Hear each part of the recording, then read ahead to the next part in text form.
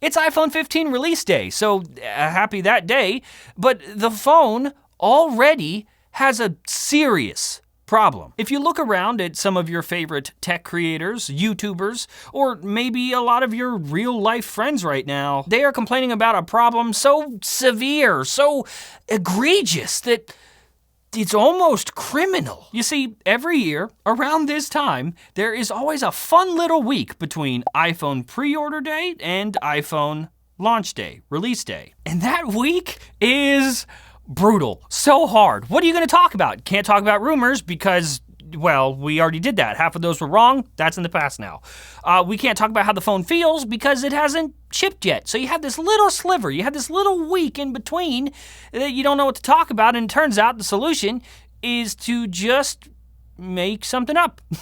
Every year. This year, it's the lack of 120 hertz on the regular iPhone 15 models. iPhone 15 and iPhone 15 Plus. That's right, the screen on iPhone 15 is limited to a 60 hertz refresh rate, making things like animations, scrolling, and just overall motion on your display limited to 60 frames per second. And this year, the Nerd Collective have decided that this is going to be the thing that is unacceptable. Please, allow me to be the one to tell you this. If your friends or your favorite YouTuber is complaining about this, making a big deal about it, they have no idea what they're talking about. Right now, the biggest giveaway, the biggest tell in the industry is that if they are complaining about 60 hertz on an iPhone, specs on an iPhone, they have exactly zero understanding of the market. This is what's called a pro gamer move, i.e. something that no one cares about that's gonna become a meme for people who think they are outsmarting Apple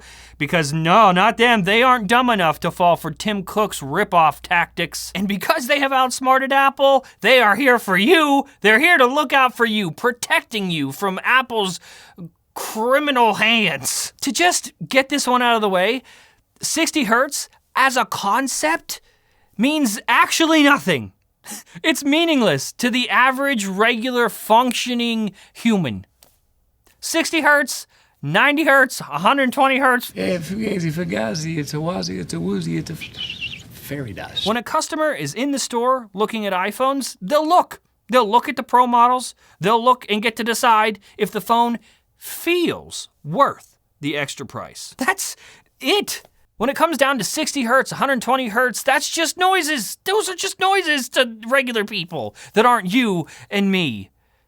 Apple wants their phones to feel different. They want these phones to feel different from each other in a year where, let's be real, all models of iPhone 15 kind of look the same. iPhone 15 looks like iPhone 15 Pro a lot. Feeling different is one of the only differences. A difference that normal people could only really see if they're holding the phones side by side. And if they're not, if they don't go to a store and they just buy one on the internet, they're not gonna know. This reminds me a lot of the complaints about iPhone XR a few years ago.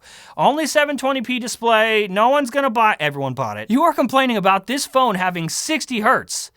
Might I remind you, it's the same phone where one of the biggest features is that it comes in fun colors. The reality is, you, a person more aware and more concerned about these specs, you care more about this stuff than kind of everyone else. You care more about this than a regular person does, and that doesn't make them stupid. That doesn't make them dumb. It doesn't make you better than them. Imagine if a surgeon was like, hey bro, do you know how to do an appendectomy? And you were like, no.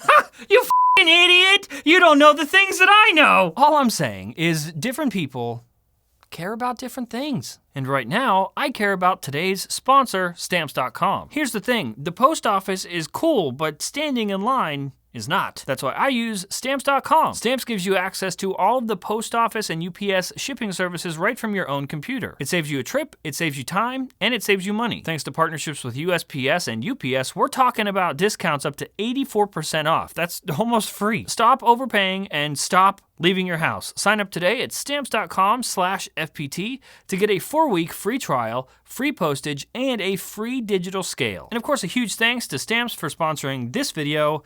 Okay, back to the thing. Here's the real disconnect for some of you, I think. Apple They aren't competing with anyone. And I think that's where a lot of this is getting sort of lost. Not Samsung, not Google, not anyone, not anymore, not right now. Sure, maybe, you know, behind the scenes or R&D, privately, I'm sure, maybe Tim Cook says stuff like, F Samsung and those exploding phones and their moon photos. But on the surface, it's as if no other company exists. You might notice that when Apple talks to their customer base, they talk to them as if they are in a vacuum. And that is a luxury that Apple has sort of built around them because they kind of are. They are in a vacuum. For 94% of iPhone users, they are. I didn't just pull that number out of my ass either. Back in June, CIRP, that is Consumer Intelligence Research Partners, they did a study and they found that 94% of iPhone users stay with iPhone when they're getting a new phone. Like, really take a second to think about that. That is an insane number. That is a huge number by itself. And it doesn't even factor in how many first-time iPhone buyers are coming over every year. This is the best iPhone we've ever made, right? That's become a meme. It's very obvious. Of course, this year's iPhone should be better than last year's iPhone. But they say it every time, every year. Why? Because in a vacuum, that is a bold thing to say. Customer likes iPhone, always buys iPhone, and this is the best one they've ever made? Gotta have it. These are the best and most capable iPhones we've ever made. To the mass market, especially here in the US, the best iPhone we've ever made sounds a lot like the best phone money can buy. Even if you do not think that is true, it kinda is. Are there better phones out there? For you, sure, maybe. Are there other phones with better specs, more zooms, and more folds? Yeah, but year over year, the best-selling phone is iPhone. A lot. And no matter what phone you think might be better, the numbers say that the iPhone is the best phone for most people. Listen, I think you are doing consumers, I think you are doing your audience a disservice by not understanding properly how all of this around you works. It is not your job to educate. It is your job to translate. And you can't properly do that if you don't understand how the market works. The data, it's all there for you. You can just know it. You have to understand people before you understand tech. And I know to some of you this feels like good versus evil, pro-consumer versus Apple, but it's not. I get it. Making fun of Apple, calling Apple out, it gets views, it gets clicks, it gets engagement. It has been that way since always. But when we do this as a community, as the tech community at large, when we take little minute, meaningless things and we pick them apart, we blow them up, we make them good versus evil, we make Apple look like the bad guy, when something is wrong, when there is a problem with these phones or any of the products from Apple and we talk about it, then our words mean just a little bit less. In reality, the base model iPhone 15s this year, they're really good. And overall, Apple gave a lot more than they usually do to these base models this year. For so many people, this is such a solid upgrade. Maybe not for you, because you apparently need 120 hertz, but someone who is not you, this is gonna make them really happy. Right now, Apple is only competing with themselves. They won. They can do whatever they want. One day, maybe it won't be like that. But today it is. A lot of you clearly care a lot.